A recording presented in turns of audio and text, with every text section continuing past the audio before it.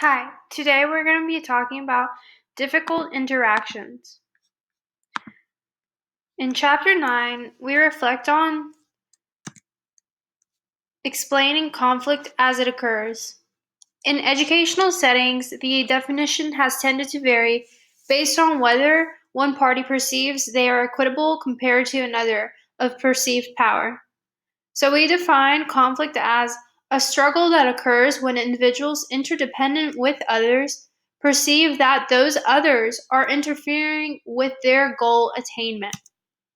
So let's look at four major causes of conflict. Conflict between individuals with different goals. When two individuals want different outcomes, they must settle for the same outcome. This can be an issue when two people are trying to resolve and overcome a obstacle. Conflict between individuals with the same goals.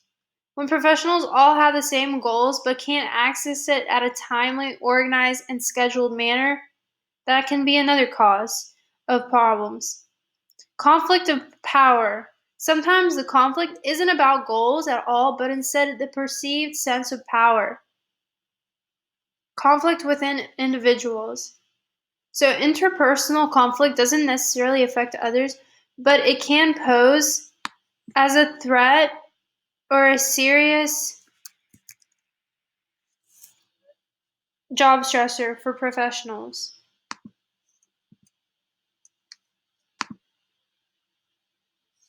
Now, let's look at 5 typical professional conflict response styles.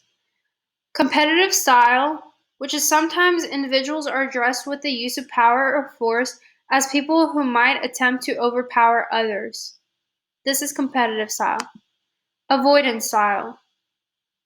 Individuals who try to avoid the discrepancy between their goals and those of others, they deal with conflict with turning away from it.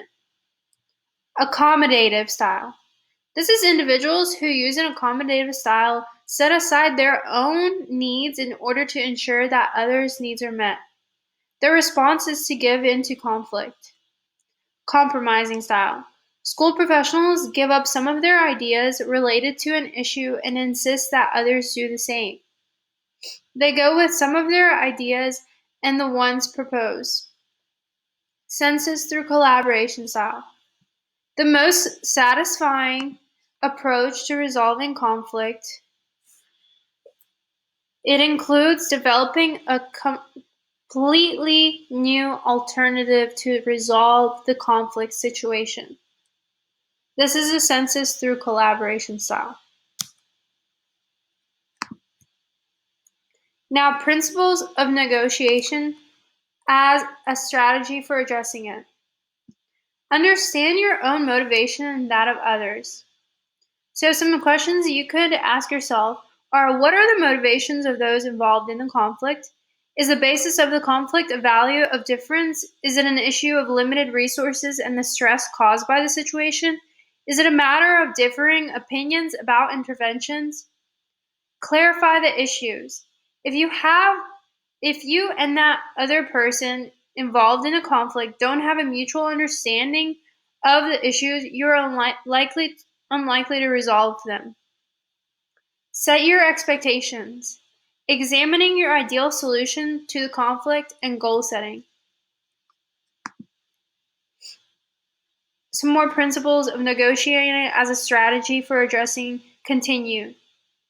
Let's discuss each issue involved in the conflict. Don't generalize the issue, but rather discuss clear communication. Make and respond to offers. Consider other negotiations and to consider other options. Monitor for ethics and integrity. Withholding information or manipulate others' words. Instead, your goal should be to remain respect while resolving the dilemma in a professional manner.